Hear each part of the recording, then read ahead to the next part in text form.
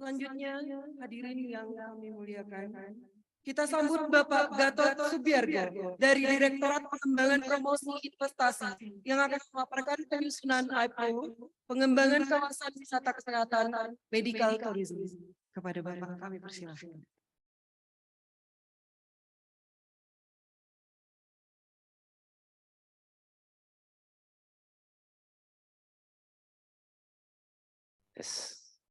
Bismillahirrahmanirrahim. Assalamualaikum warahmatullahi wabarakatuh. Salam sejahtera Bapak dan Ibu. Pertama saya salam hormat kepada Bapak Ketua DPRD Provinsi Sumatera Utara yang diwakili oleh Komisi C. Sudah kembali tadi ya. Juga ada Pak anggota Komisi E, Pak Tuhaman Purba juga sudah tidak ada. Padahal saya tadi mau berdebat loh sama DPRD Sumatera Utara. Karena kemarin kami semalam bikin dua perda di Kelangkat cuma setengah malam. Jadi kalau di provinsinya bermalam-malam atau berbulan-bulan sampai bertahun-tahun, kalah sama Kabupaten Langkat. Itu ada di pojok tuh saksinya. Lalu kemudian Wakil Bupati Kabupaten Karo, Bapak Sekda Kabupaten Karo, lalu Pak Sekda Kota Tebing Tinggi juga punya pengalaman baik. Ketua DPRD Kabupaten Dairi, Ketua DPRD Kabupaten Papua Barat, ada Deputi Bank Indonesia Provinsi Sumatera Utara Pak Poltak Sitanggang. Jadi sebenarnya kita masih resesi apa enggak Pak besok? Outlooknya enggak baik. Pak Dr. Lin Dewi Astuti MKK hadir. Bapak Ibu sekalian yang tidak bisa saya sebutkan satu persatu. Jadi Bapak dan Ibu, paparan saya mana? Ya kalau nggak pakai paparan nggak bisa. Sebelum ke paparan saya mau cerita begini Bapak dan Ibu. Itu Langkat itu juga dengan tebing tinggi. Tebing tinggi cuma karena masalah pergantian kepala daerahnya, perdanya jadi jalan di tempat. Itu ada saksi selain Bapak Ibu tanya sendiri. Tapi kalau Langkat kami setengah malam 2 perda selesai. Sehingga semua kalau misalnya Bapak Ibu ingin membangun daerahnya, semua tergantung dari kita baik ya. Jadi kita sudah tanggal 7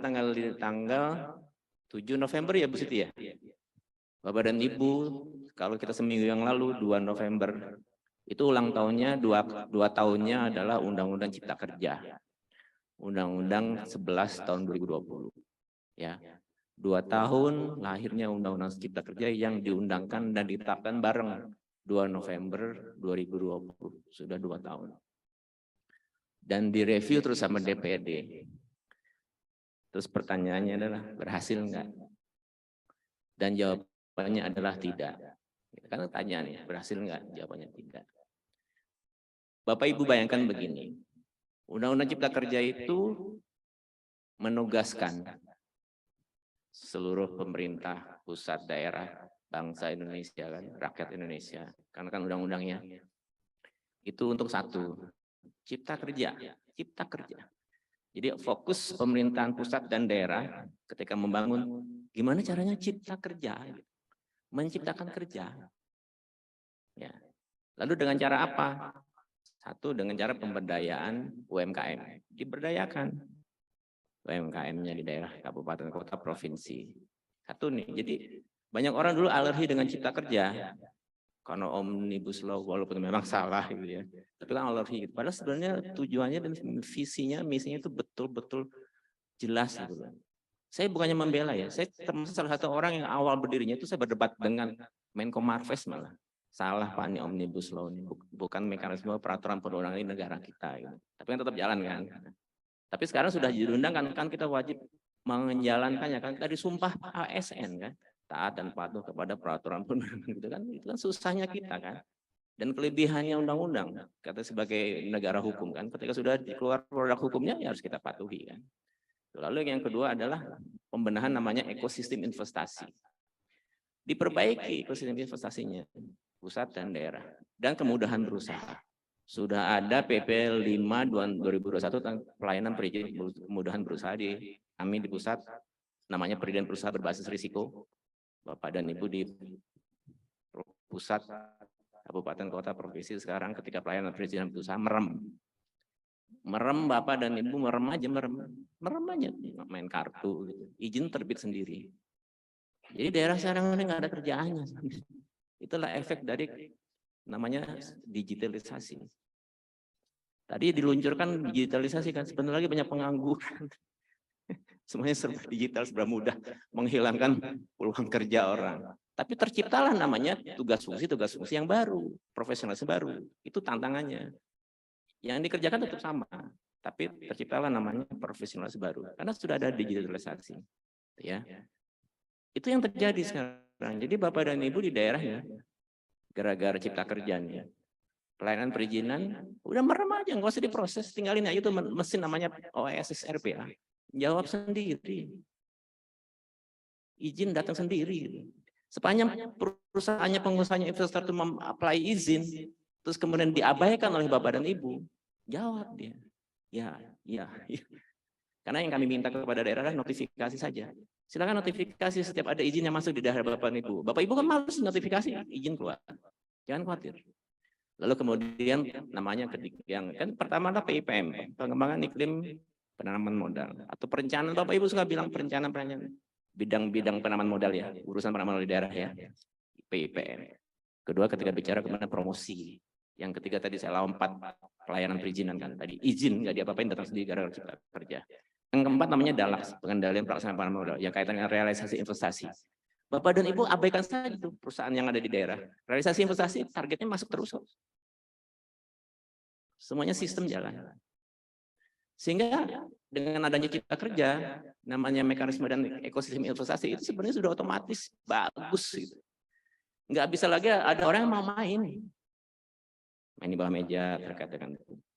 Jadi dari satu saya kembali cipta kerja, satu tadi kan pemberdayaan UMKM, kedua perbaikan ekosistem investasi dan kemudahan berusaha yang membuat Bapak Ibu di daerah menjadi nggak punya pekerjaan karena jalan sendiri, pelayanan perizinan jalan sendiri, realisasi investasi jalan sendiri, karena investor semestinya sudah ada LKPM online namanya, dia ngajukan izin, data masuk sendiri. Dengan nanti menteri kami bilang realisasi investasi gitu kan, kami targetnya masuk lah ke database gitu. Nah, dari semua urusan 4 ada 5 sebenarnya, tapi saya pakai 4 aja. PIPM, pengembangan iklim penanaman modal, lalu promosi, lalu pelayanan, dan DALAK 4 aja, saya pakai 4 ya, yang di daerah yang Bapak Ibu lakukan terkait dengan pembagian urusan penanaman modal yang namanya konkuren, itu tinggal 1 sama 2. Pengembangan iklim, yaitu perencanaan, yang kedua promosi. Perencanaan nggak jalan juga. Mana pernah ada perencanaan Renbang dalam penanaman modal, itu sering koordinasi dengan Bapeda. Nanyakan proyek-proyek strategisnya apa kepala daerahnya. Apa nih yang kita unggulkan? Maksud Bapak Ibu ketika nanti mau dipromosikan, maksud proyek nggak jelas itu. Kan proyeknya proyek strategisnya. Strategis daerah. Yang menjadi orientasinya Pak Kepala Daerah.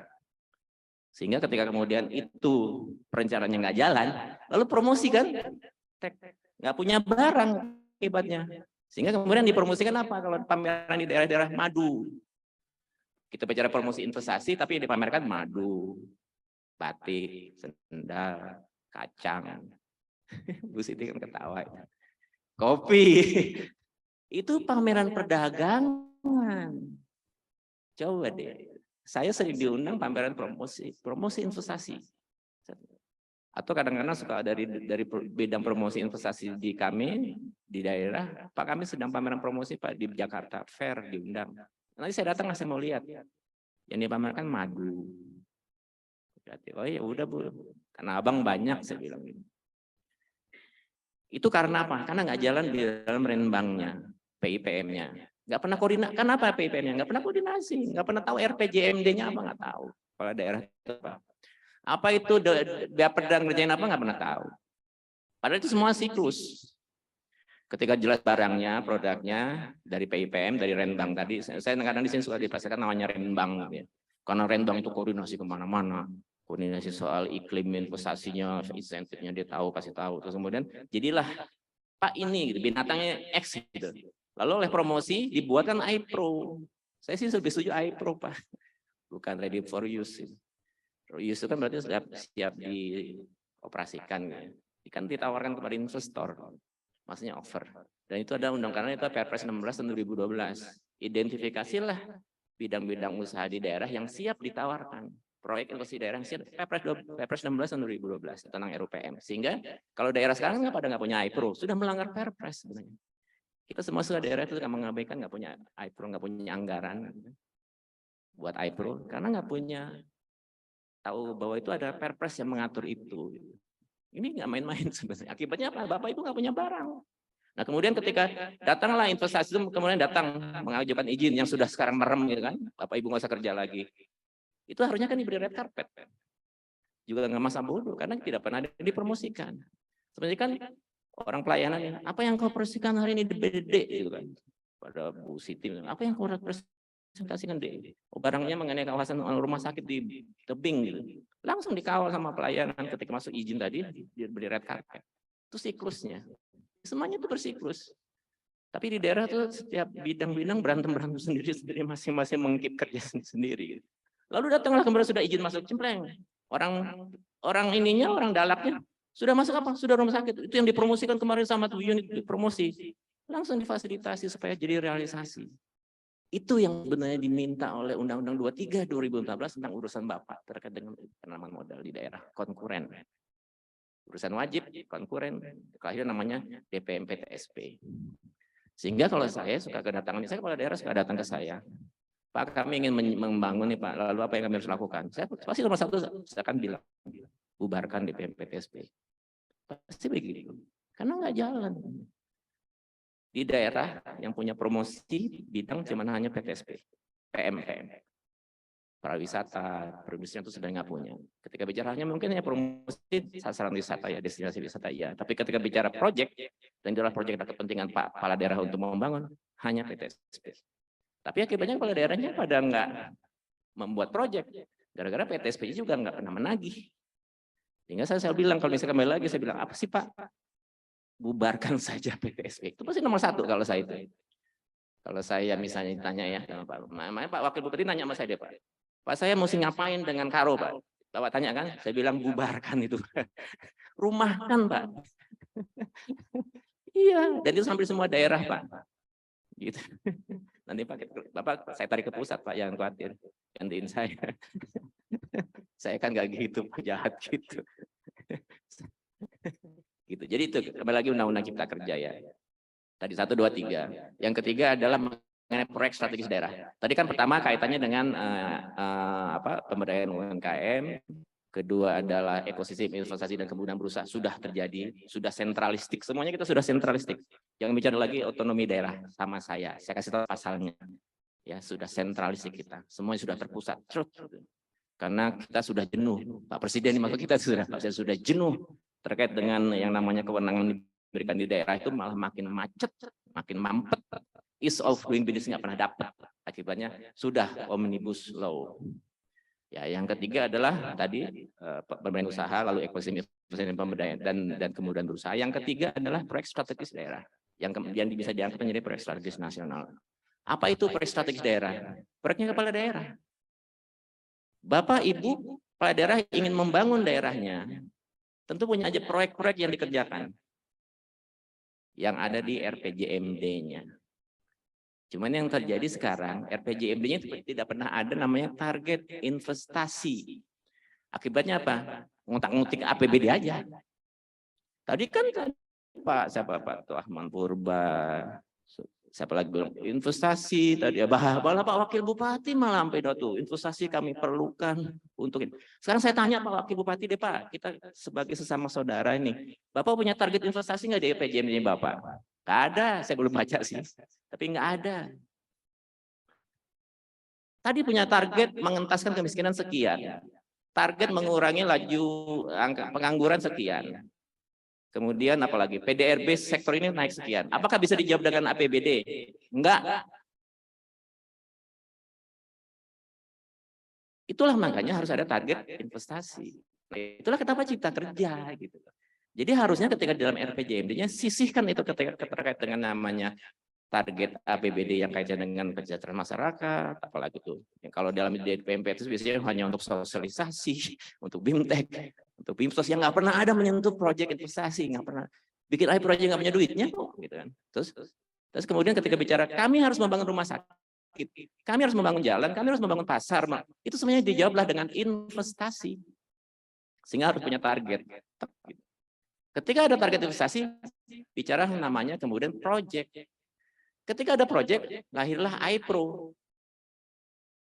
Nah ini nggak pernah ketemu. Saya keliling nih, baru langkat kemana saya perbaiki semuanya, perdanya saya perbaiki beberapa. Dan alhamdulillah Pak Bupatinya demikian welcome gitu ya, senang gitu. Perangkat-perangkat daerahnya juga senang juga, semangat gitu. Jadi kuncinya banyak di daerah Bapak dan Ibu.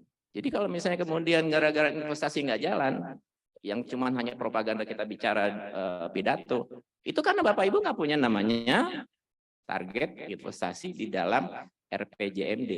Titik. Nanti sampai Bu Presidennya sampai ke 6, kan pertama besok ini kalau nggak salah kan Pak Anies, mana ada Nasdem tuh Pak Anies. Lalu Pak Ganjar, nggak ada PDB kan. Lalu Pak Ridwan Kamil, nanti yang ke-5-nya baru mikir investasi. Sementara nih Bapak Ibu lihat kan Pak Presiden datang ke Elon Musk, gitu. Coba ngapain tuh? Nyembah yang namanya investor. Datang dong ke negara saya gini. Bapak Ibu bayangin nih. Lalu Pak Luhut kan perkasa kan, orang Medan kan, jago bentak sana bentak sini. Datang ke Elon Musk ya pakai jaket, jas, sementara Elon Musk-nya pakai kaos. Coba betapa didewakannya namanya investor. Itu bukti apa coba? Bukti bahwa kita itu nggak melakukan apa-apa, cuma pusat. Jadi gini, Pak Presiden bilang kita membutuhkan investasi, kemudian kita untuk membangun negara ini. Sampai kepada Pak Bahlil. Pak Bahlil udah selesai. Jangan berharap nyambung ke Pak Gubernur, jangan berharap nyambung ke Pak Bupati Wali Kota. Habis saja, titik. Sehingga nggak pernah ada namanya investasi di daerah. Yang ada, jadi saya cuma dua bagi nih. Saya cuma bagi dua nih investasi nih. Investasi Bismillah sama investasi Alhamdulillah. Kalau investasi Bismillah tuh, Renbangnya itu sering diskusi dengan dinas-dinasnya, dengan Bapedanya, melihat RPJM-nya Pak Kepala Daerah. Ini apa sih tugasnya? Apa yang mau kita kenal? Kita kan nanti ada dipromosikan nih bagian bidang promosi. Maksudnya yang dipromosikan nanti orang bikin Indomaret. Jangan sampai ada proyek strategis kita dong. Nanti pakai anggaran kita kok, dengan pakai APBD kok. Jangan proyek-proyek yang burem kan. Nah, ini bahas dulu. Oke dapat nih A, B, C, D. Sama masuk ke dalam ke promosi. Promosi ini nih barangnya, gitu. Sesuai dengan RPJM semua, dengan nasional sama pembangunan. Ini namanya proyek di daerah. Dirumuskan oleh promosi menjadi iPro. Promosikan. Datanglah investornya. Minta pelayanan. Lalu difasilitasi perizinan dengan dalak. Kan begitu kan? Ini nggak pernah ada. Jadi kalau tiba-tiba, saya kemarin duduk sebelah saya itu adiknya Pak Gubernur, dapat penghargaan dari BKPM. Jadi saya kalau ngomong ini saya sengaja terbuka. Penghargaan sebagai gubernur, award, investment award apa ya? Sebelah saya, adiknya itu jadi kepala DPPSP. Wah, terima kasih Pak, kata saya kan. Kenapa? Saya ditelepon oleh deputi Bapak. Kenapa? Saya dapat gubernur kita harus datang mendapatkan investment award dari Pak Kepala Pak Presiden yang mau ngasih katanya. Nanti di Jakarta. Terus saya segel gini. Terus Pak Gubernurnya ngapain aja selama ini dengan investasi? Pernah Bapak dikumpulin. Kita bahas itu, kita harus lakukan habis. Nggak pernah kan? Jadi Pak Gubernur cuma bilang alhamdulillah. Gitu. Penghargaan, alhamdulillah. Kenapa? Nggak akan pernah ada kepala daerah itu yang betul-betul gitu. Yang kemudian merancang daerahnya dengan bismillah nih merancang. Tadi itu wasbangnya, provinsinya. Kemudian merancang itu semua sebagai proyek yang harus kita bangun gitu. Nggak pernah ada. Saya sudah capek keliling. Saya sudah capek keliling daerah itu. Kalau saya keliling daerah itu wajahnya itu aja. Maka kalau saya suka dipanggil, Pak nanti kesini Pak, ke sini Pak. Kecil waktu sama Pak Kadis PTSP, Pak Tebing tuh. Pak kesini Pak, nanti kami ajak ke Toba, baru saya mau waktu itu. Karena Pak Wali Kota minta, nah, ya udah baiklah. Wajah daerah, saya menuju Bandung Danau Toba juga gitu-gitu aja. Saya ke Danau Toba di exercise sama Bu Siti terkait dengan pembangunan ekosistem investasi untuk sekitar 8 daerah di Danau Toba juga nggak ada jalan kok. Apa yang diharapkan Danau Toba kepada sekitar-sekitarnya sama aja kok pembangunannya. Kalau itu masterpiece lah Danau Toba. Kemarin saya ke TNGL, Pak Bupatinya untung aja nyerah gitu ya Bu ya. Pak Mas, aku sudah menggantikan PLT yang saya PLT. Saya sudah melupakan yang lalu-lalu. Saya ingin membangun apa gitu. Pak Bupatinya ini di ruangan ngobrol tuh. Oke Pak, saya bantu. Lahirlah namanya Tahura, Taman Hutan Rakyat. Kenapa? Karena ada TNGL. Pasti kita bicara kemudian pengembangan strategis buat daerah, strategis ya. Pasti harus bernuansa hutan. Makanya Tahura proyeknya. Nggak boleh nabrak. Namanya Indonesia sentris. Indonesia sentris satu di mana? Ada di nomor 2 ketika bicara namanya Undang-Undang Cipta Kerja. Jadi daerah kalau kemudian membangun daerahnya itu nabrak. Semau-maunya, karena konsepnya nggak jalan lagi. Nomor 2 kita bicara tadi kan, nomor 1 kan ketika bicara tadi kan Cipta Kerja. Kemudian pemberdayaan usaha, ekosistem investasi sama prestasi daerah. Lalu kedua sekarang Cipta Kerja itu mengamanatkan juga kepada namanya adalah Indonesia sentris. Pusat ngomong apa, daerah terjemahkan, ikuti. Akibatnya apa? Contoh aja lihat, Semangke punya kereta sudah dibangunnya APBN, keretanya kan nggak jalan. LRT di Sumatera Selatan di bawah APBD, nggak jalan juga setelah semuanya apa dadakan doang cap. Wah, ada perhelatan namanya Asian Games. Contoh namanya di sana di Papua tuh proyek dibangun APBD ngalir. APBN ngalir. Kemudian sekarang ngapain tuh proyek? Mangkrak nggak dipakai. Daerah nggak nyambut itu dengan RPJMD-nya. Oh sudah dibuatkan namanya kereta. Kami buat TOD ya. Konsep dalam RPJMD-nya TOD, Transit Oriented Development. Multimoda disiapkan. Sehingga keretanya tuh rame. Daerah cuek. Udah nggak perlu investasi, kedua cuek. Mau ngapain lagi sekarang kita? Makanya tadi kan Pak Tuan Purna jangan bosen-bosen. Sebenarnya saya bosen Bu, sebenarnya Pak Tuan Purna gitu kan sudah berkali-kali kalau acara di provinsi jangan bosen-bosen. Saya bosen sebenarnya. Cuman kan saya harus menyampaikan. 3 ya. Kedua tadi ya sudah Indonesia sentris. Apa yang pusat bangun? Ada pusat bangun di Batok jalan tol. Segera tuh rubah kalau perlu RPJM-nya terhadap konsep pembangunan daerahnya. Ini jalan tol, akses dibukakan. Kita buat apa? Investasi masuk. Jangan terus diem aja. Untung aja tuh Kertajati tadinya kan sempat dijadikan namanya sebagai maintenance airport kan batal untuk embarkasi haji. Coba APBD, APBN sudah gitu. Bandara loh gitu. Internasional loh tiba-tiba menjadi bandara maintenance doang. Gara-gara nggak dipakai sama Provinsi Jawa Barat. Didiemin. Rencana pembangunan itu nggak nyambung. Ini ada bandara nih akses kan. Wah, segera harusnya nyambut itu. Banyak proyek kita yang nggak ada gunanya Pak di daerah APBN. Pak Presiden itu kan padahal punya target jelas itu. Cuman daerah-daerah itu nggak nyambut. Gitu. Takut. Apalagi pakai APBD. Mau nyambut pakai APBD. Saya tantangin nih, saya Bapak Ibu punya APBN. Bangun apa? Saya ikutin juga pasti nggak akan bisa. Itu ya, kedua. Tadi Indonesia sentris. Tadi kan Cipta Kerja Indonesia sentris. Yang ketiga, amanat undang-undang Cipta Kerja itu kepala daerah kalau nggak punya duit, pakailah yang namanya pinjaman. Boleh meminjam uang. Jadi ini APBD dihindarkan. Janganlah boleh. Silakan meminjam uang kepada badan LB, lembaga keuangan LKB, LKBB, mau asuransi. Cipta Kerja tuh dia bilang.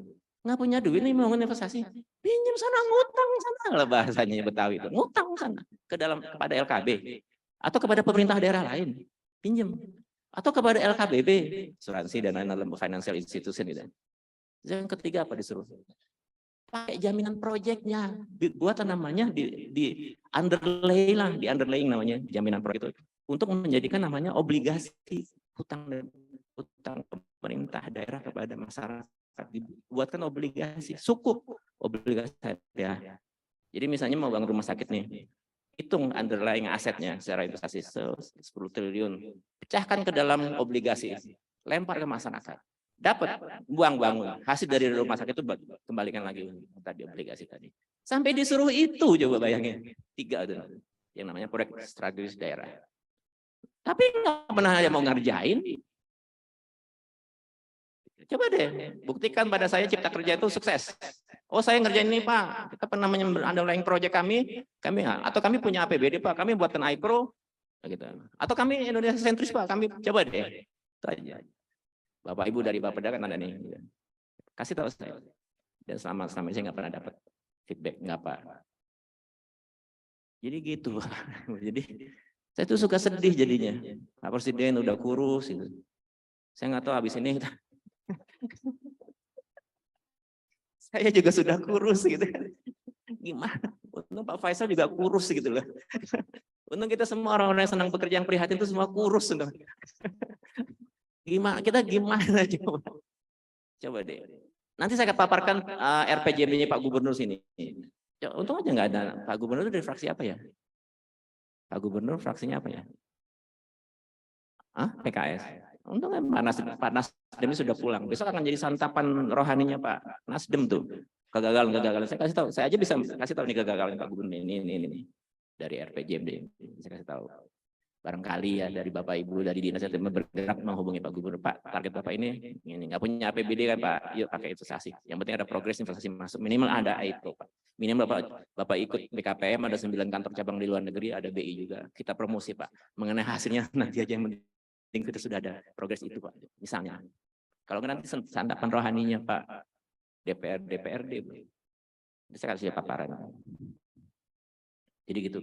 3 hal itu nggak pernah terjadi di NKRI. Tapi sedang diupayakan di Langkat. Nanti Bapak Ibu kalau mau tanya Langkat aja, tanya Pak Bupatinya. Sehingga kembali lagi tadi Tahura Pak. Taman Hutan Raya, lalu ada Taman Safari, lalu hotel-hotel yang kelas mewah ya Pak, bintang 5. Yang Taman Safari dan hotel amenitasnya pariwisata kasih kepada swasta. Tapi kalau Tahura harus APBD. Sedang diproses. Tadi saya bolak-balik sama timnya itu. Jangan sampai nanti kami pusat memberikan kesan kami menghambat ya. Sudah lancam tadi itu. Kalau sampai tadi kami pusat terkesan menghambat, saya balas lagi nanti. Saya tanya langsung bilang ke Pak Bupati. Karena kami pengen segera mengakselerasi itu. Jadi saya kasih tahu tadi the bottleneck-nya ini ya. Kerjainlah ya. Saya nggak, walaupun kami nggak ada, tetap kerja Pak kami siang malam. Itu 2 perda selesai setengah malam. Coba nanti saya mau kalau sudah diundangkan Bapak Ibu tak Langkat, saya mau masukkan ke rekor muri. Betul kan ke Pak Jaya Suprana kan kirimnya surat nanti minta supaya tetapkan rekor muri kepada Bupati Langkat dan jajarannya. Benar. Naskah akademis bisa dikarang. Bisa. Jadi kan waktu itu Pak Faisal gini nih. Jadi Pak, ini harus naskah akademis, lalu legal drafting. Naskah akademis itu adalah resep. Legal drafting itu adalah makanannya. Jadi naskah akademis itu resep, ini makanannya. Konsep saya sih selalu shortcut, apalagi sudah ngejar target kan percepatan. Udah makanannya dibikin aja kan sudah apa. Lalu bikin resepnya. Jadi sekali lagi legal drafting itu resep. Resep cara membuat makan, misalnya resep nasi goreng gitu kan. Legal drafting harus gini-gini. Inilah legal draftingnya, gitu kan. Nah, legal draftingnya sekarang saya sudah punya makanannya. Gampang nggak bikin resepnya? Gampang. Ini nasi goreng, sudah bisa menghayalkan. Oh ya perlunya apa? Komposisinya itu kecap, cabai, ini cabai gitu. Itulah cara yang diminta oleh Cipta Kerja. Kalau kita terlalu misalnya legal drafting, naskah akademis, bikin naskah akademis 450 juta Pak. Punya nggak Langkat duit segitu? Nggak pasti nggak punya, nanti menghambat. Orang Pak Bupatinya di forum itu nggak bisa secara ini, nanti kita harus secara prolegda gitu ya. Saya potong kok. Pak, kalau nunggu prolegda lama, pakailah sebagai prakarsanya Dewan. Kan ada Dewannya kalian hadir. Mau Dewannya selesai. Semuanya niat baik kok. Tuh ya. Jadi kembali lagi kepada tadi. Jadi 1 Cipta Kerja gagal. Nanti saya pulang dimarahin teman-teman biasanya. Tapi saya nggak pernah takut ketika bicara sesuatu hal yang fakta. Karena Bapak Ibu biasa dininak bobokan oleh sesuatu yang populis gitu, yang propaganda gitu. Ini. Sehingga Pak, kalau Bapak mau serius bangun daerah Bapak periodenya sampai 2024. Itu masih lama kan? Ayo Pak, saya bantu Pak. Cuma-cuma ya Pak. Kalau Bapak ke ruangan saya, makan siang, snack saya sediakan, ada Bu Ayu. Tinggal kalau mau cepat lagi bawa DPRD-nya. Seperti kemarin Bupati Langkat tuh gitu, datang. Bupati Langkat hobinya ngerokok. Di ruangan saya dalam AC, saya kasih asbak rokok sengaja biar keluar idenya kan. Kami sampai demikian Pak, kalau mau serius Pak. Karena Kami sudah dekat sekali dengan perintah-perintah Pak Presiden yang tiap hari itu kesian juga gitu. Terus kok daerah itu nggak jalan gitu. Stuck Pak, stuck sekali. Stuck. Pokoknya sekali lagi saya ulang nih, tidak ada gubernur, bupati, dan wali kota ada rencana strateginya terkait dengan investasi. Yang ada adalah menghabiskan APBD, kan gini nih, RPJMD, jadilah Renstra SKPD. Terjemahkan tuh, oh, isinya Renstra itu mulai ini, isinya bimbing sosialisasi, BIMSOS, BIMTEK, apa lagi gitu kan yang sifatnya sifat jasa sebuah acara-acara kan, gitu kan. Terus sudah, jadilah Renstra SKPD. Renstra SKPD jadi Renja, terjemahkan. Ya, BIMTEK itu dikasih tuh mulai tuh ngalokasiin duit itu. Renja jadi RKPD kan, mulai tuh kelihatan tuh untuk APBD-nya, itu kan. Ini sosialisasi. Jadi namanya dinas perindustrian nggak ada tuh membangun kawasan industri punya siap buat iPro-nya, nggak ada. Yang ada juga BIMSOS, BIMTEK sosialisasi gitu kan. Kemudian lahirlah ketika bicara RKPD lahirlah RAPBD. Sehingga RAPBD yang lahir dari RPJMD itu semuanya tuh nggak jelas kalau buat kami. Yang artinya nggak perlu butuh DPMPTSP di situ terkait dengan langkah menciptakan proyek strategis daerah dalam rangka menunjang pembangunan di daerah. Makanya saya bilang bubarin DPMPTSP. Yaitu kami kemarin didatangi Pak. Ceritanya kepala daerah, ya, saya sebutin nih. Kepala daerah sudah kepengen, gara-gara Bapak bilang harus investasi, oke, kami ambil APBD kami buat namanya pernyataan modal daerah, PMD. Kami akan minta buatan perda DPRD-nya. Oh bagus dong Pak. Ada BUMD yang mau diberikan pernyataan modal daerah, duit dari APBD kan. Karena kami tahu dari Bapak nih, salah satunya adalah gimana supaya BUMD-nya jalan, dikasih tambahan modal. Bagus Pak, investasi itu kan. Nggak berapa lama, datanglah sekretaris dewan, sekretariat DPRD kan, sekwan namanya. Pak, gara-gara Bapak saya jadi serba salah nih. Kenapa? Saya kasih minum dulu, tenang. Ibu Ayu, mana Bu Ayu? Bu Ayu coba makan siang apa? Oh, ada Pak. Jadi gini Pak, kepala daerahnya minta PMD dari APBD, minta dirumuskan, digarap sama DPRD. DPRD-nya nggak mau Pak. Alasannya apa? Dia mau mainkan pokir, jadiin pokir aja supaya nanti semuanya itu masuk ke dalam janji-janji mereka kampanye. Pak, mau dibikin apa? Mau dibikin pacul, mau bangun ini. Mereka sudah janji sama konstituennya. Sama ada ya Pak DPRD masih berpikir begitu. Saya bilang gitu. Itu kan kasih aja misalnya pacul apa sih ke dinas UMKM, kita kasih duitnya. Kan selesai. Mereka garap DPRD kan yang ngawasin penggunaannya. Masuk nggak ke lokasi di daerah konstituen saya? Nggak pernah percaya Pak, karena masuk ke UMKM jadinya BIMSOS, BIMTEK. Terus jadi saya posisinya bingung nih Pak. Saya belain kepala daerah, saya yang tadi musim DPRD, saya belain DPRD kepala daerahnya ini. Akhirnya sekarang macet nih Pak. Anunya saya ngapain Pak? Panggil semuanya kepala daerah sama DPRD-nya. Coba saya tengahi. Nah mau datang nih, saya nggak tahu. Biasanya suka ngitung jadwal Bu Ayu itu. Pak ini datang. Itu Pak di daerah itu. Mau bicara apa sekarang? Mas sama saya semua kartunya sudah pegang Bu dan Ibu.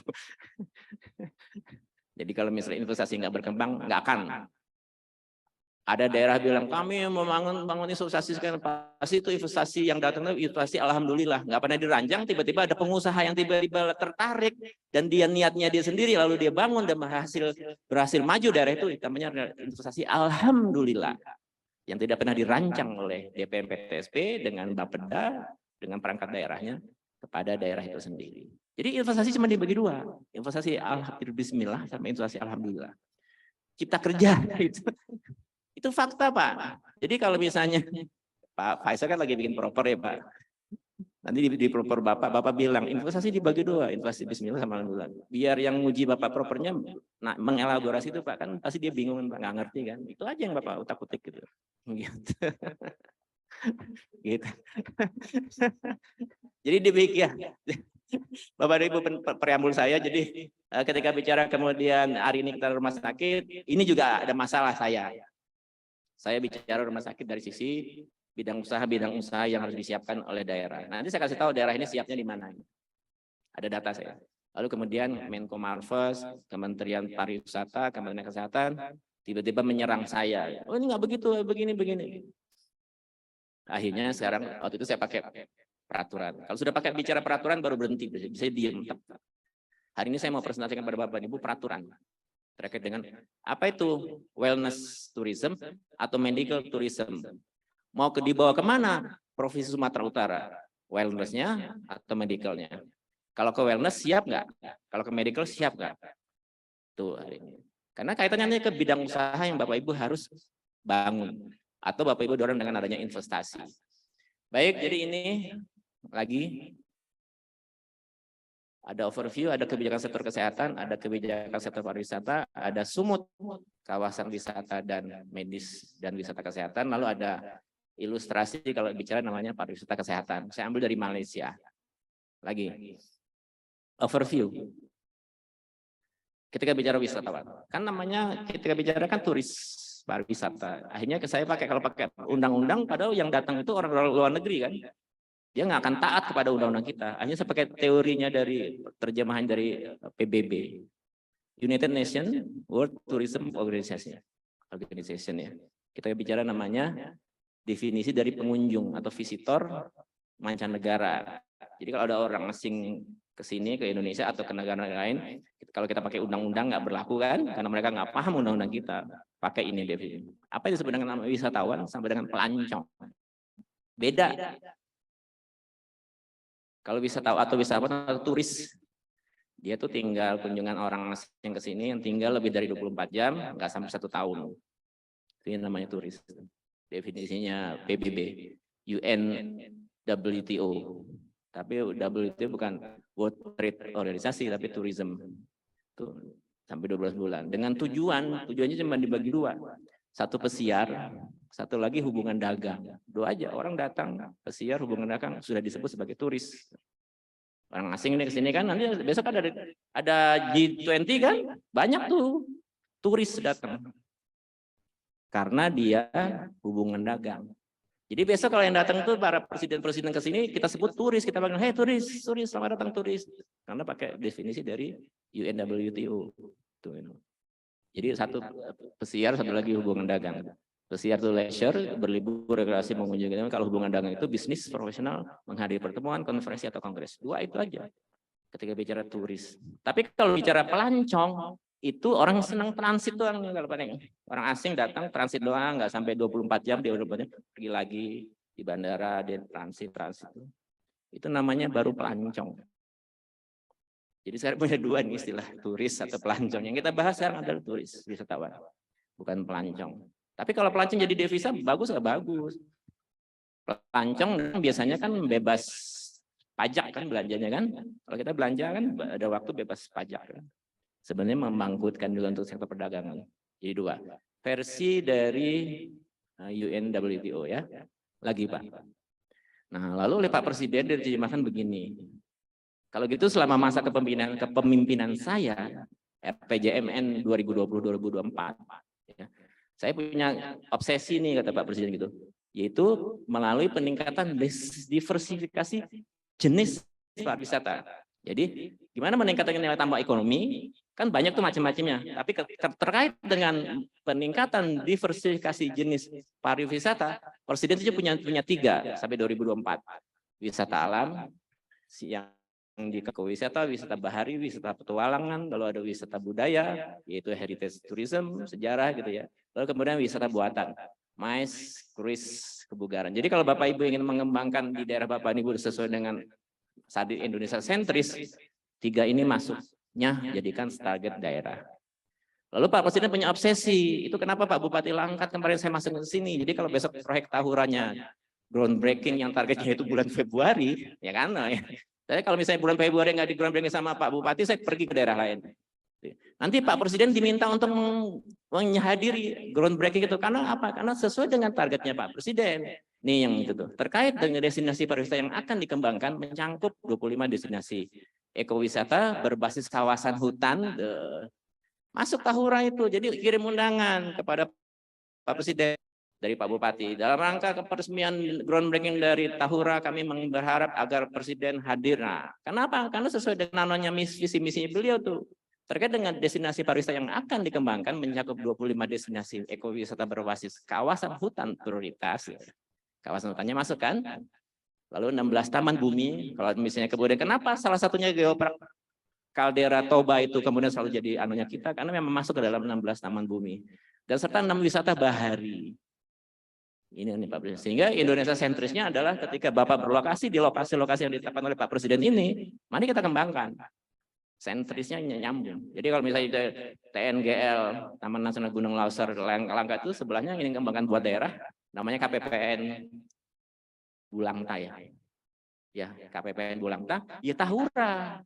Jangan TNGL yang beraroma hutan, sebelahnya dibikin namanya pusat pengungsian orang asing, dibikin kayak mall terbesar yang kemudian isinya tuh kayak kawasan eksklusif yang semuanya hutannya diganti menjadi hutan ton sebenarnya. Nggak boleh, tetap nyambung. Makanya kenapa kemarin ketika bicara Danau Toba, 8 kabupaten kota, yang saya prefer adalah lokasi-lokasi itu sesuaikan dengan Danau Toba apa kepada kabupaten-kabupaten sekitarnya. Harus nyambung dengan Danau Toba sebagai heritage, sebagai UGG UNESCO, UNESCO Global Geopark Danau Toba. Nyambung sebagai wisata alamnya. Ya gitu. Jadi jangan sembarangan bangun daerah karena strategis tiba-tiba nabrak Indonesia sentris. Nggak nyambung. Akibatnya apa? Contoh banyak proyek yang tadi saya sebutkan, proyek mangkrak gara-gara daerah nggak siap menyambut semuanya. Ini pusat sudah menggelontorkan banyak APBN loh ke Danau Toba. Tiba-tiba daerahnya nggak pernah merasakan apa-apa, kan aneh. Lagi. Lalu sekarang baliklah kita pisahkan. Sekarang kita bahas dulu sektor kesehatan. Ya lagi. Bapak dan Ibu di daerah, Pak Bupati, Pak Wakil Bupati Karo, Pak. Untung Bapak tadi ada rumah sakitnya, Pak. Saya punya data Bapak. Kalau enggak Bapak saya ledek, Pak. Jadi ada pesan dari Undang-Undang 44 tahun 2009. Yang di atas tuh, tanggung jawab pemerintahan dan pemerintahan daerah. Tanggung jawab pusat, presiden dan kepala daerah. Satu, menyediakan RS berdasarkan kebutuhan masyarakat. Ya, tetap saya lompat. Tanggung jawab loh. Kalau masyarakat sampai terbengkalai nggak bisa masuk rumah sakit, berarti kepala daerahnya adalah termasuk yang gagal. Tanggung jawab, tidak bertanggung jawab, gitu kan? Lalu 1, 2, 3, 4, 5, 6. Keenam tuh, menggerakkan peran serta masyarakat dalam pendirian rumah sakit sesuai dengan jenis layanan yang dibutuhkan masyarakat. Jadi swasta boleh masuk, silakan, digiring, katanya undang-undang. Jadi kalau ada orang bilang gini, Presiden tidak pro rakyat, Presiden menswastaniasikan proyek-proyek rumah sakit, Presiden liberal, neolib, yang bilang undang-undang, swasta silakan masuk. Nomor 5 itu di pasal 6 ayat 1. Kan ini sedang anak arah kampanye kan, biasanya kan ujaran-ujaran kebencian kan suka mengalir kan. Nah, saya meyakinkan yang nomor 1 itu menyediakan rumah sakit berdasarkan kebutuhan masyarakat sesuai dengan, kalau saya bilang itu namanya sesuai dengan pola penyakit dan endemipologinya. Tuh, kebutuhan masyarakat yang jadi tren penyakit masyarakat apa sih gitu, sesuaikan dengan rumah sakitnya. Itu namanya wisata medis. Saya tendang ke sana. Pakailah pasal 1 angka 2 Permenkes nomor 76 tahun 2015 tentang pelayanan wisata medis. Udah diatur. Jadi Bapak Ibu tolong fokus gitu. Mau ngembangin Sumatera Utara medis apa wellness sih gitu. Ya. Ketika bicara namanya wisata medis, perjalanan ke luar kota atau ke luar negeri atau dari luar negeri untuk memperoleh pemeriksaan tindakan medis. Jadi orang yang kemudian cuma datang ke Danau Toba terus healing atau naik sepeda atau cuma lihat itu terus sembuh, itu tidak tindakan medis, itu berarti namanya bukan wisata medis. itu wellness itu ya.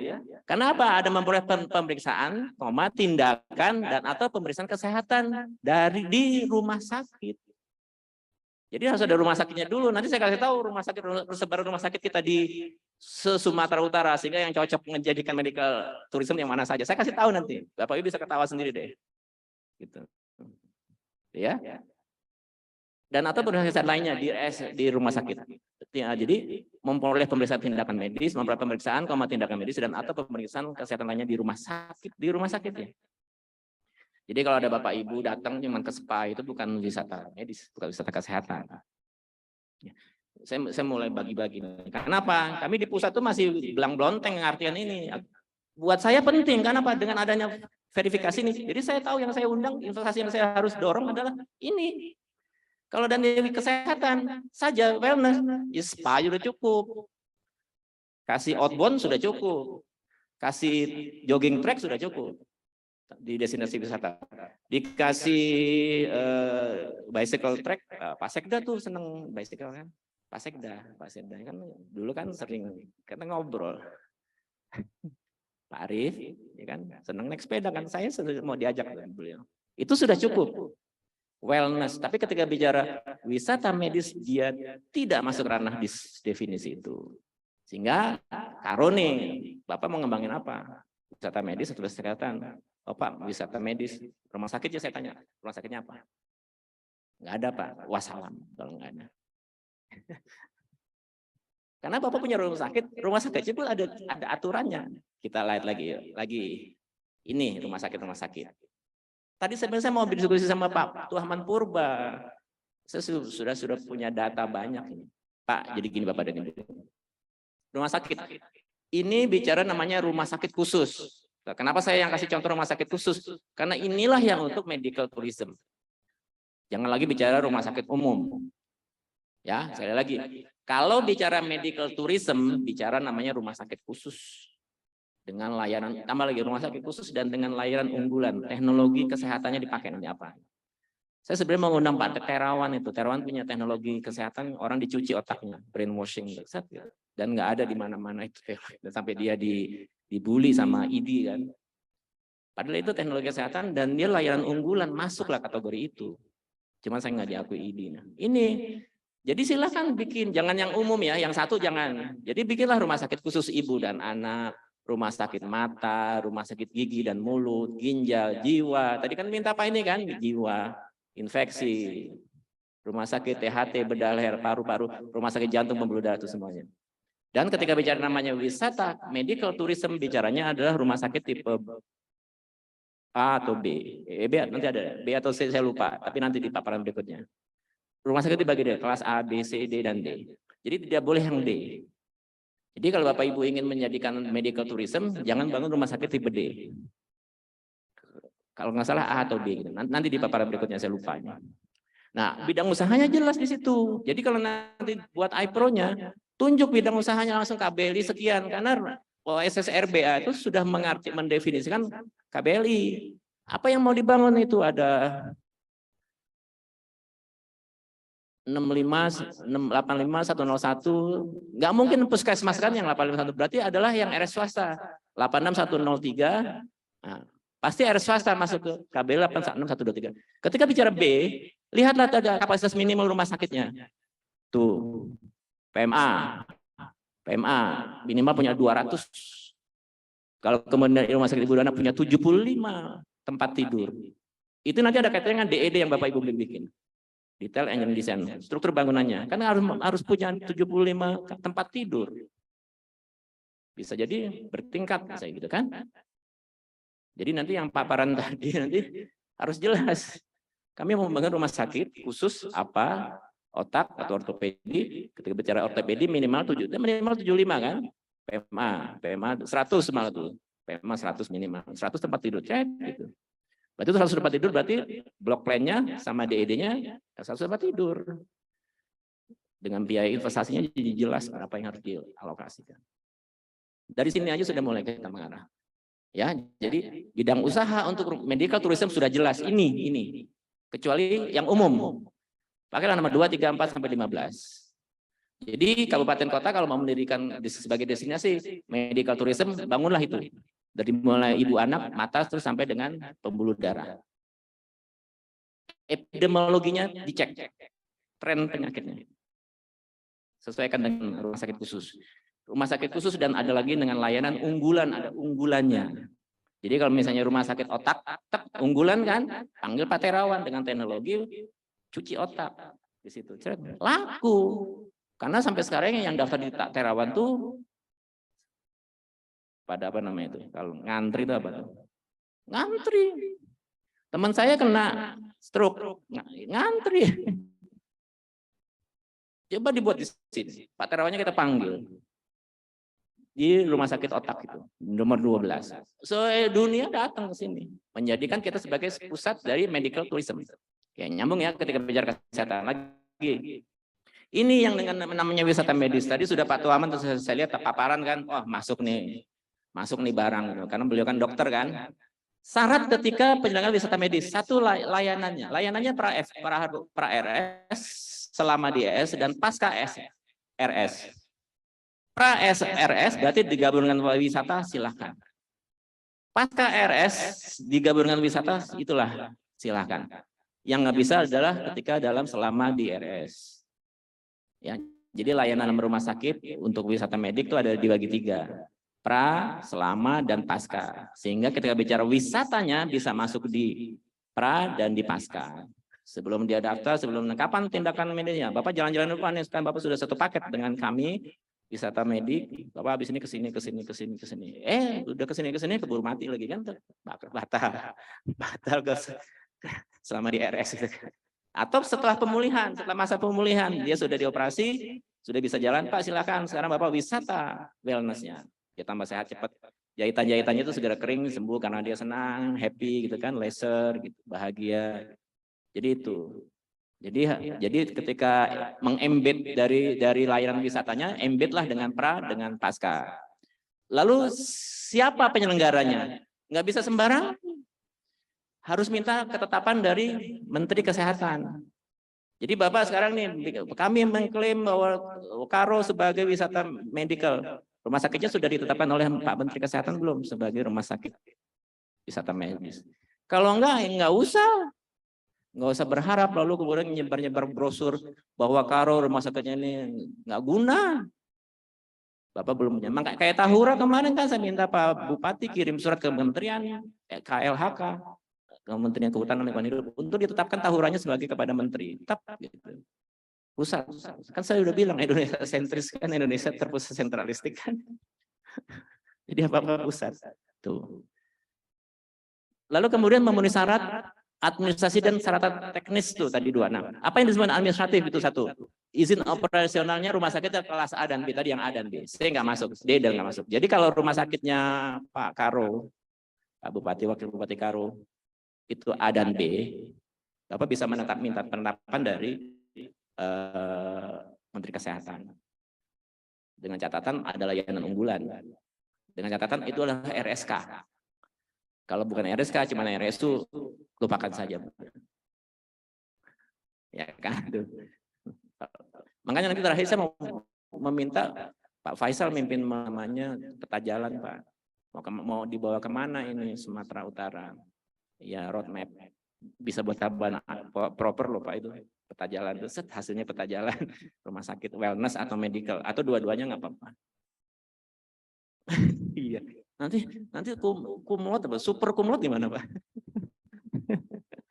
Sarannya ya. Jadi lalu disuruh bekerjasama dengan Biro Perjalanan.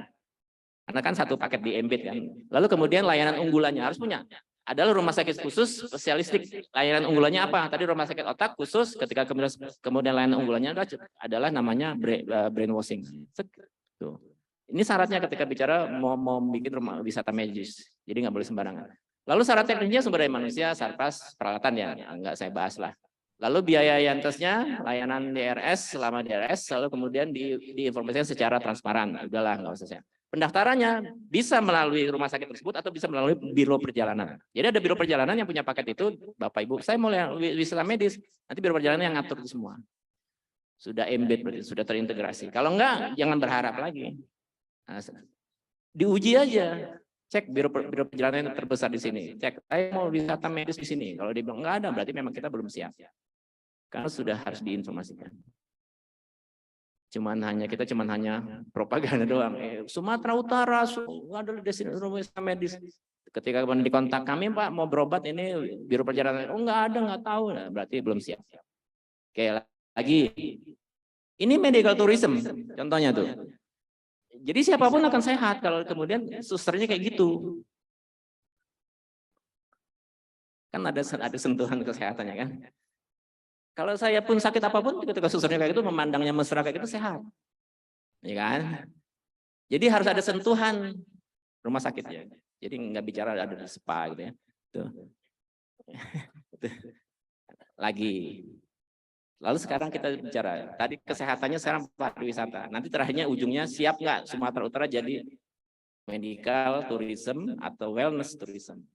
Saya kasih kesimpulan terakhirnya. Sekarang wisata. Wisata, kalau Bapak Ibu lihat, kegiatan kanan bawah, kegiatan perjalanan yang dilakukan oleh seseorang atau sekelompok orang dengan mengunjungi tempat tertentu untuk tujuan rekreasi, pengembangan pribadi. Pengembangan pribadi, kalau saya senang ketemu sahabat, ketemu orang, kita lalu sering reuni di mall, reuni di kafe, pengembangan pribadi, lihat sesuatu, wisata itu yuk, wisata apa rohani, ngeliat kuburan, kita mau tambah lagi, oh ternyata orang mati begini, itu sudah wisata. Ya, atau pengembangan pribadi, termasuk diklat, pendidikan, ikut pendidikan, nah, ikut diklat PIM Pak, itu kalau Bapak ikut diklat PIM kemudian Bapak senang, tapi jangan jadi masalah kalau ikut diklat PIM menjadi terpaksa dan bosen gitu kan, apalagi WI-nya, nyebelin lagi, saya WI Pak, punya sertifikat WI dari LAN juga. Nah kemudian dia mendapatkan namanya untuk pengembangan pribadi atau mempelajari keunikan daya tarik wisatanya. Jadi kalau kita lihat definisi wisata itu luas juga dari versinya Kementerian Pariwisata, gitu ya, itu wisata. Lalu kemudian lihatlah teori kepariwisata yang paling kiri atas tuh, kepariwisata. Keseluruhan kegiatan yang terkait dengan pariwisata dari bersifat multidimensi. Nah, jadi kalau bicara kepariwisata itu multidimensi. Kemudian multidimensi serta multidisiplin, berbagai macam ilmu ada. Ilmu perhubungan masuk ke situ ketika bicara aksesibilitas pariwisata. Ilmu kesehatan bisa nggak? Iya, karena tadi wisata kesehatan. Ilmu PR Pak, komunikasi masyarakat ya ada, karena kita sebagai duta wisata harus menerangkan mengenai itu. Jadi semua multidisiplin yang muncul sebagai wujud kebutuhan setiap orang dan atau negara serta interaksi antara wisatawan dan masyarakat setempat sesama wisatawan, pemerintah, pemuda, dan pengusaha. Luas juga interaksi semuanya, masyarakat, pemerintah, multidisiplin, multidimensi. Luas. Jadi kalau bicara kepariwisataan juga ternyata luas. Bicara tadi medis, kesehatan juga ternyata sudah jelas. Itu ya. Kemudian terjadilah namanya ada daya tarik wisata, ada daerah tujuan pariwisata. Daerah tujuan pariwisata sudah memenuhi syarat 3A. Aksesibilitasnya ada, amenitasnya tadi ada hotelnya, tempat jualan oleh-oleh, ada rumah sakit, ada apotek. Lalu kemudian ada atraksinya. Berbagai macam atraksi dibuat. Ada hari ini festival ini, festival ini. Ketika 3A masuk, sudah masuk namanya daerah tujuan pariwisata. Kemudian menjadikan daya tarik wisata DTW. Daya tarik wisata itu apa? Daya tarik wisata alam. Lalu kemudian budaya, tari-tarian. Alam itu adalah misalnya Danau Toba, alam, gunung, gitu. Alam, lalu kemudian budaya, tari-tarian, ngaben di Bali. Dan kemudian adalah buatan manusia juga. Ke mana namanya buatan manusia? Ke Taman Safari. Ke Taman Safari sih namanya. Yang di Ancol itu apa namanya? Ancol. Dufan. Itulah buatan manusia. 3. Daya tarik wisata itu dibagi 3. Daya tarik wisata alam, budaya, sama buatan manusia itu Dufan. Oke. Lalu kemudian masuk ke dalam rencana induk pariwisataan. Makanya kemarin kenapa Tahura saya minta rubah perda mengenai Rekeparkap, karena perintahnya harus masuk ke dalam rencana induk pariwisata. Juga di sini nanti supaya juga rencana induk pariwisata provinsi juga harus dirubah sepertinya. Kalau saya perhatikan dan saya lihat. Supaya masuk ke dalam wisata medik yang sesuai dengan roadmap-nya yang disusun oleh Pak Kadis PTSP. Ya, lagi Pak, lagi. Dan kemudian ini sudah saya terangkan kemarin mengenai integrated tourism plan, bahwa kemudian daerah harus membuat, sudah saya diluncurkan kemarin pada acara yang Maret kemarin, namanya RITMP, Regional Integrated Tourism Master Plan. Jadi mengemas tadi sesuai dengan destinasi pariwisata tadi, dikemas menjadi satu, semuanya disertakan mengenai kelembagaan kepariwisataannya, sarprasnya, pemberdayaan masyarakatnya juga dikasih tahu caranya gimana, lalu kemudian investasi pariwisata juga di dalam gabungan tadi. itu menjadi dokumen proper lagi tuh Pak Faisal. Ini proper banyak Pak. Tuh ya, jadi integrated. RITMP untuk Sumatera Utara sudah diluncurkan kemarin Maret. Saya sudah khusus bahas ini, topik ini. Lagi. Nah, kemudian ketika bicara lembaga pariwisatanya yang nanti akan menjadi biro wisatanya, kalau nggak tahu mengenai namanya ada Badan Promosi Pariwisata Indonesia, lalu kemudian ada Badan Promosi Pariwisata daerahnya, daerah ada provinsi, kabupaten dan kota punya ini dilibatkan mereka. Kita bicara ini ada kita mau meluncurkan namanya wisata medical tourism atau wellness tourism. Lalu kemudian ada namanya gabungan industri pariwisata Indonesia. Semua jadi kasih tahu. Nanti kalau ada orang telepon biro wisatanya nyambung. Oke, lagi. Dan inilah bidang usahanya. Beda tadi dengan medical kan. Ini bidang usahanya pariwisata.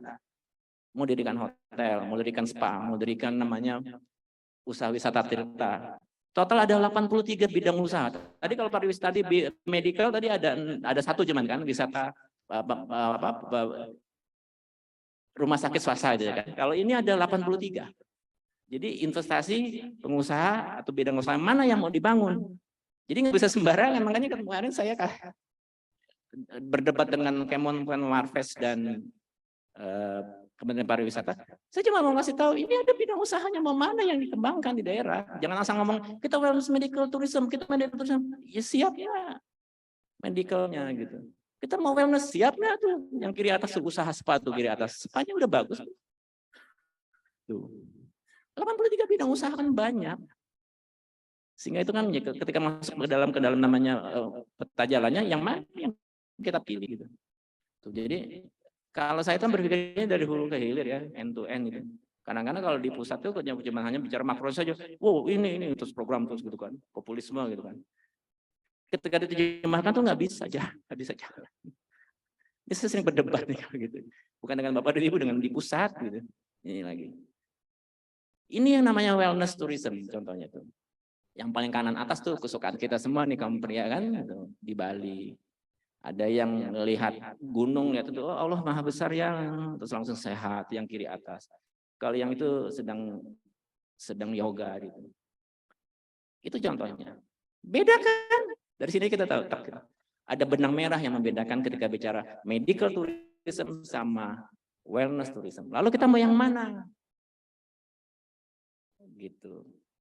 Dua-duanya mari kita bahas. Karena bidang usaha yang mau kita panggil, setelah kita ciptakan roadmap-nya itu peta jalannya, berarti ini gitu. Nggak bisa sembarangan, jangan medical tourism nggak punya rumah sakit. Ini kacau balau ini. Medical rumah sakitnya ternyata rumah sakit umum gitu kan. Lagi Pak. Nah sekarang Sumut sebagai kawasan wisata medis dan bisa. Sebenarnya mau saya garis miring tadi. Sumut kawasan wisata medis atau wisata kesehatan. Cuman takutnya pada marah lagi kan. Ya udahlah. Sumut wisata medis atau wisata kesehatan. Atau mau pilih dua-duanya. Atau. Yuk lagi. Pertama lihat RPJPD-nya Sumut. Masuk. Ini mungkin orang Sumut nggak pernah paham kan. Saya paham loh ini. RPJPD Sumut. Membangun pusat-pusat yang merah tuh, membangun pusat-pusat pelayanan kesehatan yang berkualitas tinggi. RPJPD loh. Tak gitu. Ini sudah ketahuan proyek strategis daerahnya, sudah ketahuan nih tuh gitu. RPJPD. Perda ini kan, tuh. Sampai 2025. Tak. Ya, yang merah tuh. Kalau saya orang investasi mengartikan membangun pusat-pusat lain, saya bikin konsepnya adalah namanya aglomerasi tuh, saya kirim. Sumut kan provinsi, kabupaten kota ada 33. Saya tetapkan sekarang kabupaten ini tadi sudah sama Pak Poltak tuh sudah keren tuh nyambung. Cuman iPro-nya kurang nyangkut, Pak. Saya itu kalau mereview iPro-nya BI, Pak. Besok saya 2 hari ini besok saya pulang. Makanya karena saya lusa ada di BI Sulsel. 5 kepala daerah tuh depan saya nih. Kemarin 9 sebelum berangkat saya review tinggal 5 yang maju. 5 ini maju. 5 maju juga saya kesian aja gitu. Karena kalau saya review 99-nya udah nggak layak gitu. Kita harus sering ketemu Pak BI, Pak. Kalau nggak sayang gitu. Karena orang Sulselnya juga mereka ke Iru ya. Iru yang di London. Mereka paparan gitu. Jadi ketika saya Zoom meeting gitu dengan BI Sulsel itu, Ibu ini kemana? Sedang masarin iPro di London. Laku tuh saya bilang gitu. Saya gituin, Pak. Saya sih bukan saya kenapa-napa ya Bu, Bapak, saya bilang. Ini iPro yang dihasilkan BI itu nggak ada yang benar sebenarnya. Tidak ready to offer. Tidak ready to offer, Pak. Benar deh, sayang deh, saya sayang. Kan duitnya udah banyak, Pak. Keluarin untuk acara itu. Dan kalau BI itu bikin acara-acara itu gebiar, berbiaya tinggi, eksklusif gitu. Wah, senang saya makan berjamin enak gitu kan. Kalau ini kan yang bikin kan Bu Siti kan cuma gitu doang kan, ketan gitu kan. Kalau BI kan wih, kelas ber. Maaf Pak Faisal. Saya makanya kalau yang gitu saya katain Bu Siti kan ketan, risol gitu kan. Oh kalau BI mah oh. Luar biasa. Oh iya, milih. Namanya tapi sayang gitu, sayang saya. Dan saya kan ada di mana Kaltim saya, Kalsel ini ikut gitu ya. Rata-rata enggak ini. Masih akademisi Pak. Gitu. Saya lihat karena memang ada akademisi yang ikut saya. Tapi nggak apa-apa sebenarnya, cuman saya lihat sayang gitu. Gitu. Saya sudah ngobrol sama Pak Ibrahim waktu kemarin tuh. Pak Ibrahim, Pak kalau kayak gini mulu saya males Pak. Sabarlah Mas, pelan-pelan kata Pak Ibrahim gitu. Pak Ibrahim Pak masih di Putih ya? Masih di kan? Itu tahu masih kan Pak. Sabar Mas. Saya nggak sabar, saya orang Medan ya sekarang sering di Medan. Ya udah sabar tenang. Sering Pak. Sayang Pak. Ini harus di-embed antara kepentingan investor, ada di promosi investasi, ada di DPMPSP dengan BI. Kalau yang Mas Hari mau BI silakan Pak, nggak ada masalah. Saya senang malah dibantu dipromosiin gitu kan. Masalah. Cuman kalau misalnya nggak ada hasilnya gitu. Salah satu indikator keberhasilan bahwa kita berhasil promosi adalah kita dibeli kan. Kita juga kan promosi dibeli gitu. Dan ketika dibeli nanti kan urusan saya, urusan DPMPSP, mereka ngajukan izin kan. Sehingga nggak apa-apa kita kerjasama gitu. Yang pergi Bapak aja, Bapak sudah ada IRU. Kami pun punya 9 kantor cabang di luar negeri soalnya juga Pak, jadi nggak ada masalah gitu. Jangan khawatir. Bapak Ibu wajib punya iPro, titip ke BI atau ke saya. Saya punya 9, BI punya berapa IRU-nya ya Pak? 5, tuh udah ada 14. Nggak usah lagi promosi sebenarnya. Yang penting punya iPro. Nih, jadi masuk ya daerah ini. Oke, lagi ini sekarang RPJMD-nya. Kalau lihat misinya nggak nyambung, nggak jelas gitu misinya. Misinya Pak Gubernur sekarang kalau silat misinya nggak jelas tuh ya misinya. Tapi kalau lihat prioritas pembangunannya jelas. Gitu. Peningkatan kesempatan kerja dan usaha cipta kerja nih sebenarnya, cipta kerja nih. Belum cipta kerja belum diluncurkan Pak Gubernur sudah visioner nih. Wah gitu keren nih. Lalu peningkatan dan pembangunan akses pendidikan. Wah ini kalau begitu mau mendirikan apa nih perguruan tinggi, mau bangun gedung universitas gitu kan? Akses. Lalu ketiga pembangunan infrastruktur. Wah, bangun apa nih? Jalan, kawasan ekonomi khusus, apalagi kereta api, MRT, LRT, masuk kan? Lalu penyediaan yankes berkualitas, wah, bangun rumah sakit banyak nih gitu kan. Lalu peningkatan desa melalui sektor agraria dan pariwisata. Mau di apa nih agraria? Mau bikin food estate? Di situ tetap agraria kan, food estate. Agraris kan pertanian. Cuman yang jadi masalahnya sampai mana ini hasilnya? Kalau saya tanya sih bolak-balik ke TGUPP-nya katanya nggak jalan semua gitu. Kalau saya tanya saya tanya Pak. Saya minta klarifikasi Pak Damar sama Bu Siti lah. Kalau saya tanya langsung sih nggak jalan semua. Dan ini bisa jadi isu politiknya para DPRD loh, Dewan loh. Nggak ada yang jalan. Janjinya Pak Gubernur untuk sampai tahun depan loh. Saya nggak tahu kalau Pak Bupatinya juga kan nanti udah janji. Mari kita bahas Pak ini. Nah, untuk menjalankan ini, masuklah dalam Rembangda tuh yang kanan tuh, Rembangda. Menjadikan target investasi. Karena nggak akan mungkin menjadikan dalam APBD. Tapi ada satu lagi itu target investasi, gitu, kanan yang itu. Yang ini semua tuh jadi target investasi aja tuh. Proyek-proyek investasi, proyek strategis daerah, PSD. Yang prioritas pembangunan Pak Sumut tuh, ke Rembangdanya target investasi. Proyek strategis daerah. Dengan sasarannya jelas Undang-Undang 11 tahun 2020 Cipta Kerja. Yang tujuannya adalah mengurangi pengangguran, angka kemiskinan, tingkat pengangguran terbuka, pertumbuhan ekonomi, kan gitu tuh. Dengan proyek-proyek itu, pakai sekali lagi kalau nunggu dengan APBD nggak akan datang, nggak akan dapat. Feel-nya nggak ada. Feel-nya itu Bimsos, Bimtek, gitu. Dalam masing-masing SKPD itu bikin turunan-turunannya itu. Gitu ya. Tuh. Lalu kemudian setelah jelas itu proyek-proyeknya tadi masuk dalam proyek strategis daerah tuh yang kanan, TEK PSD. Nah, lalu kan ketika PSD proyek strategis daerah kan bingung nih. Pak, pakai yang non PFI atau PFI? Non PFI itu adalah pakai APBD. Sudah kita lupakan. Non Private Finance Initiative. Berarti harus pakai Private Finance Initiative yang kanan. Tetap pakai swasta. Kanan tuh. Pakai PFI. Undang investasi. Sehingga akibatnya harus punya iPro. Sudah jelas itu proyeknya itu tadi prioritas pembangunan itu. Peningkatan kesempatan kerja, pendidikan, pembangunan infrastruktur, penyediaan yankes, peningkatan daya saing. Tapi kan belum jelas bentuknya apa, binatangnya apa. Jadilah bidang usaha apa saja. Buatkan iPro itu masuk ke kanan. Tidak usah pakai APBD. Di situ nanti Pak Presiden pasti akan senang kalau ke sini dan Pak Gubernurnya presentasi. Bapak Ibu lihat deh Presiden kita. Kan sering turun ke lapangan kan mereka proyek ini, mereka proyek ini. Kami tahun lalu saja 1.000 km jalan tol, 3.000 km jaringan kereta api. Listrik 33 gigawatt. Itu semuanya jalan loh Pak. Semuanya dimonitor Pak Presiden loh dengan PU. Nggak pernah. Padahal nasional loh, Presiden loh gitu. Maksudnya yang punya daerah wilayah, gelap gitu kan. Target kami yang ada di RPJMN yang terkait dengan penyelesaian namanya proyek prioritas strategis, PPS, prioritas strategis. Atau proyek strategis nasional, jadi PSN itu yang tadi dipaparkan PSN. Sampai adanya tadi ke Danau Toba, itu kan jelas kan? Dilihat, ada duitnya gelontor, jalan kan? Tapi Bapak dan Ibu nih di daerah kabupaten kota provinsi nggak ada yang ini. Nah makanya kenapa nggak bermain ke dalam target investasi? Kalau kami di RPJMN Pak Presiden ada jelas itu proyek prioritas strategis nasional. Habis itu tugasnya apa? KPPIP dan saya terkait dengan pelayanan perizinannya, dengan investasinya yang memang kaitannya dengan perlu investasi, bukan APBN, KPPIP. Kami lakukan itu siang malam kami ngecek, kami punya ininya, sistemnya.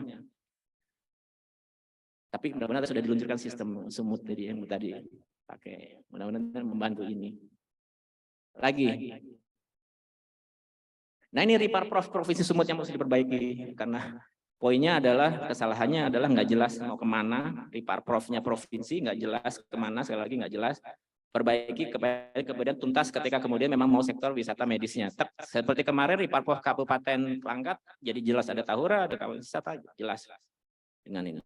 Lagi. Nah ini Bapak dan Ibu, nih saya kasih data nih. Apakah Provinsi Sumatera Utara itu pantas menyandang sebagai daerah medical tourism? Pantas nggak menurut Bapak dan Ibu? Satu, lihatlah Karo kan ditetapkan sebagai medical tourism kan, harus punya RSK nih, rumah sakit khusus. Coba di Karo tuh. Punya berapa rumah sakit umum, rumah sakit khusus yang hijau. Karo hijau. Punya satu. Karo punya satu rumah sakit khusus. Apakah punya unggulannya? Harus dicari dulu unggulannya apa kan? Khusus apa yang sekarang ada punya satu. Daerah lain nggak punya rumah sakit khusus, kosong. Yang hijau tuh. Hijau itu merah, kuning, hijau. Nomor 3 merah, kuning, hijau. Masih minus 00 kan, 00 itu daerah lain tuh. Mau bicara apa? Nggak punya RSK, mau bicara Sumut sebagai medical tourism. Mau ngomong apa? Kecuali di Medan tuh ada 14. Tapi harus dipelajari dia ke mana. Khususnya apa, layanan unggulannya apa, itu yang mau menjadi brandingnya. Jadi Sumut wisata kesehatan otak misalnya, brandingnya jelas. Karena memang kuat 14 di otak. Jadi mari nanti roadmapnya kita dibuatlah sama Pak Kadis PTSP, mau kemana ini, kemudian brandingnya apa gitu. Karena masih terbatas, rumah sakit khususnya terbatas. RSK yang hijau tuh minus, satu di Karo, satu lagi di Deli Serdang, minus lagi. Mau ngomong apa sekarang?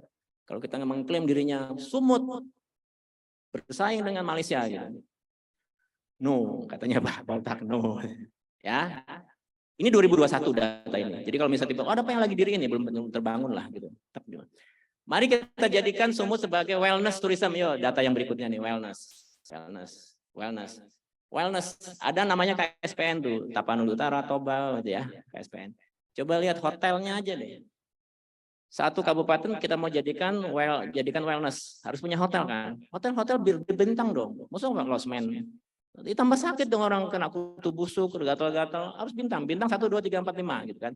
Mari kita lihat hotel bintang tuh yang merah kuning. Ada yang nggak bisa sebagaikan wellness tuh, namanya Nias. Mandailing Natal nggak bisa. Kuning kan, hotel bintang kan nggak punya hotel bintang. Lalu kemudian Diary nggak bisa. Lalu kemudian Langkat nggak bisa. Makanya dalam itunya kan dibuatkan hotel kan besok. Langkat nggak bisa, Nias Selatan nggak bisa. Padahal menyandang namanya kawasan strategis pariwisata nasional loh. Nasional loh. Ada destinasi wisata yang sifatnya nasional. Kalau misalnya kita kemudian kita bahas di sini ada Danau Toba nasional, tapi sekitarnya punya hotel nggak? Dan harus berbintang loh. Yang datang kan internasional semuanya. Minimal bintang 1 sampai 5 kan. Nah, lihat, ini nggak ada. Mana lagi tuh? Yang kuning ya, kuning. Diary nggak punya, Pak Barat nggak punya, Pandang Lawas nggak punya, Nias Utara nggak punya, Nias Barat nggak punya. Mau ngomong apa sih? Padahal itu bisa didorong dengan cara namanya perda insentif. Perda insentif provinsi terkait dengan pemberian insentif, berikanlah insentif kepada pengusaha hotel yang lari ke sana. Tapi di sini pasti perda insentifnya perda insentif bohong-bohongan dibuatnya, nggak jelas gitu. Pada insentif untuk mendorong investasi. Kasih insentif pajak provinsi, retribusi provinsi 0 kepada orang-orang bidang usaha hotel KBLI sekian-sekian yang mendirikan di sini. Mendorong itu. Itu. FS Pak, 100 juta. FS. Hah? Oh iya, kemarin di Kota Depok bikin NA untuk perda 450 juta.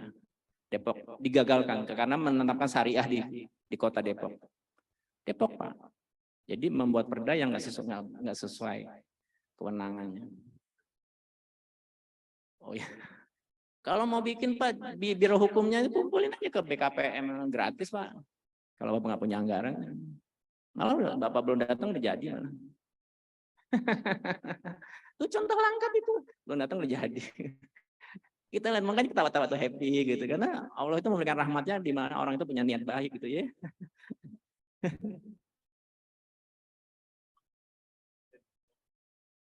Coba Pak, bisa nggak mendorong ya? Misalnya kan tugas provinsi itu kan mendorong supaya perkembangan investasi. Kenapa ada insentif? Insentif seperti kita punya toko. Barang sudah lawas nih, bonus, diskon. Insentif kan, wow, orang ramai habis. Barang sudah mau off date gitu kan. Bapak punya kepentingan provinsi membangun proyek strategis daerah. Tadi misalnya di pendidikan, jadi kan sudah ada tuh di RPJMD. Pendidikan KBLI sekian-sekian, kasih insentif Pak. Membangun infrastruktur ABCD, bidang usaha ABCD, kasih insentif Pak. Kalau misalnya bohong-bohongan, Bapak cuma kasih insentif, nggak jelas kemana.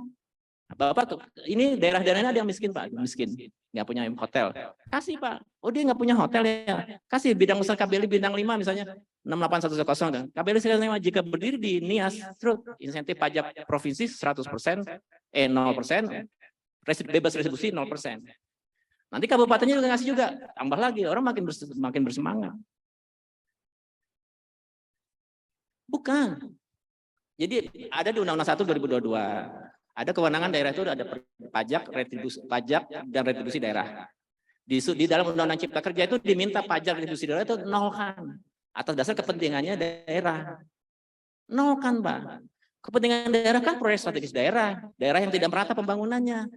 Jangan dikasih Pak. Sampai di Undang-Undang Cipta Kerja begini. Kalau gara-gara dinolkan kemudian fiskal daerahnya anjlok, kirim surat ke Kementerian Keuangan dan Kementerian Dalam Negeri, nanti akan ditambah di subsidi. Cipta Kerja itu sampai begitu Pak.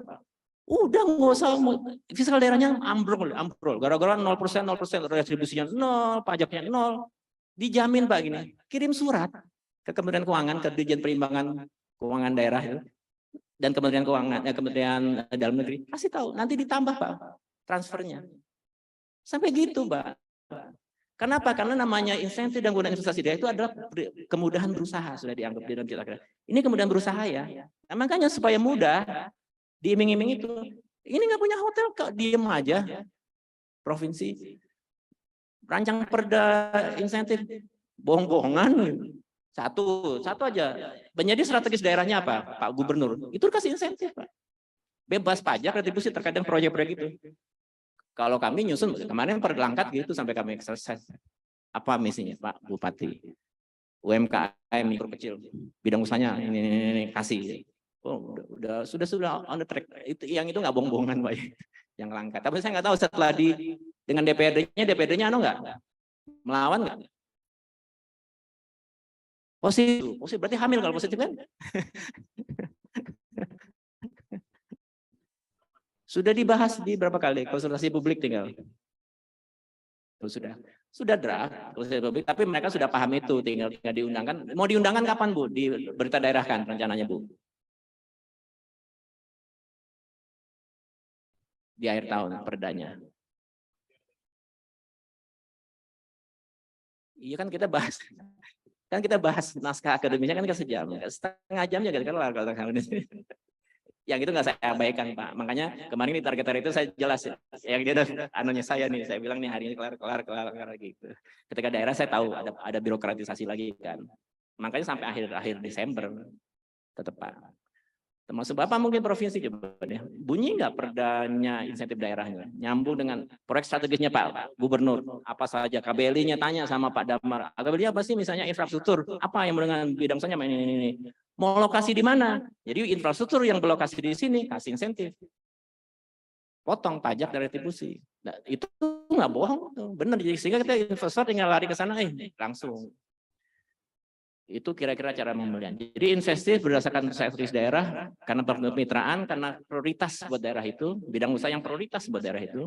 Kemudian karena dia bermitra dengan UMKM, kasih. Sehingga orang perusahaan tuh ketika dia bermitra, bidang usahanya ini dengan dia bermitra, insentifnya dapat.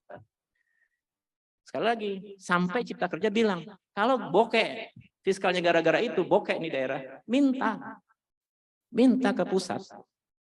Surat tembuskan kepada Menteri Dalam Negeri, kepada Menteri Keuangan kan, Menteri Dalam Negeri, nanti transfernya ditambahin.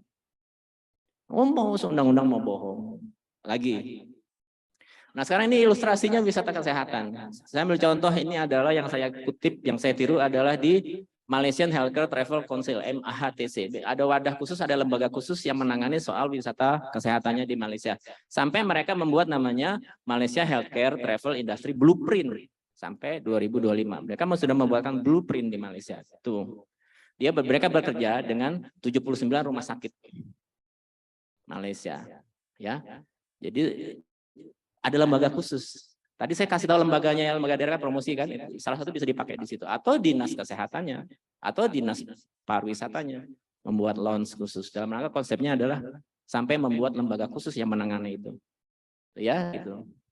Lagi, contohnya di Johor, tersedia 41 layanan rumah sakit.